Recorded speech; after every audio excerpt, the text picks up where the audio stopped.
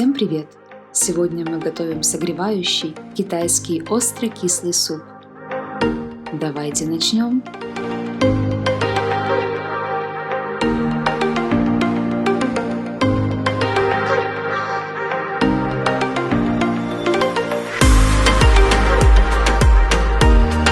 Итак, смешаем в одной чашке крахмал и воду.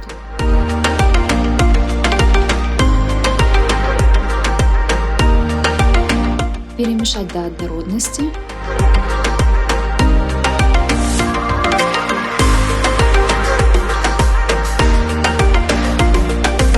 Добавляем соевый соус.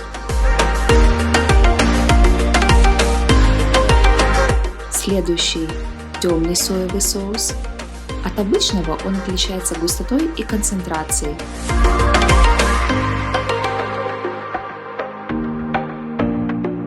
Немного сахара.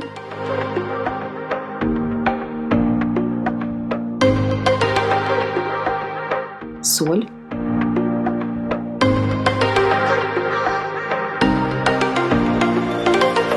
Хорошо перемешали, убрали в сторону. Свинину порезать в технике жульен такими маленькими полосочками. Маринуем в соевом соусе.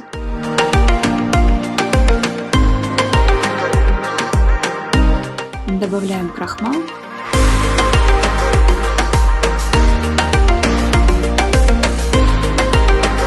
Равномерно вымешиваем.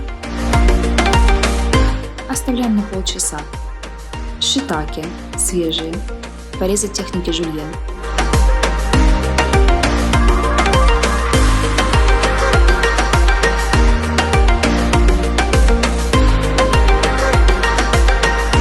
Смешать в одной чашке уксус и белый перец.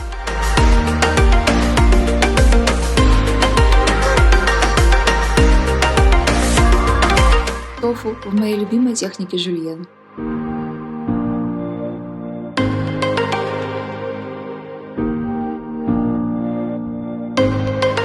Установить вок на сильный огонь. Имбирь. Грибы.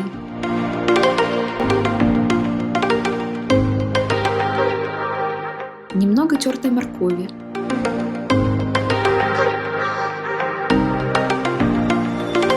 Притушили, заливаем бульоном.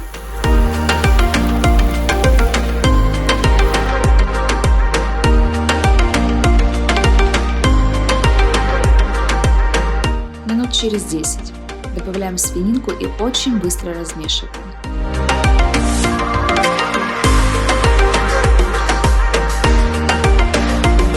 Ровно через 2 минуты она начинает выглядеть вот так, немножко побелевшая.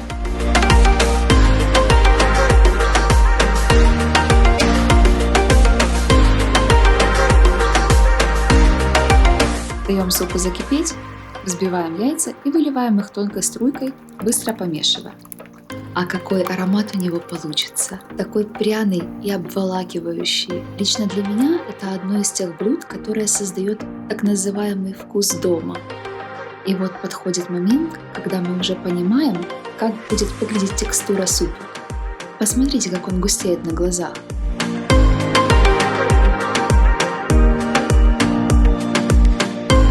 Добавляем тофу. Даем закипеть. И выливаем соус, который мы приготовили в первую очередь. Не забывайте мешать. Там все-таки крахмал, и мы не хотим получить комочки.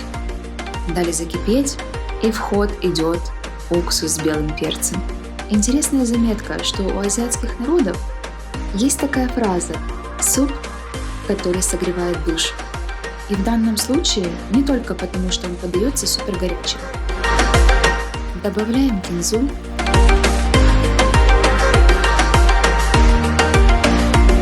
Немного молотых семян кунжута, лучше жареных.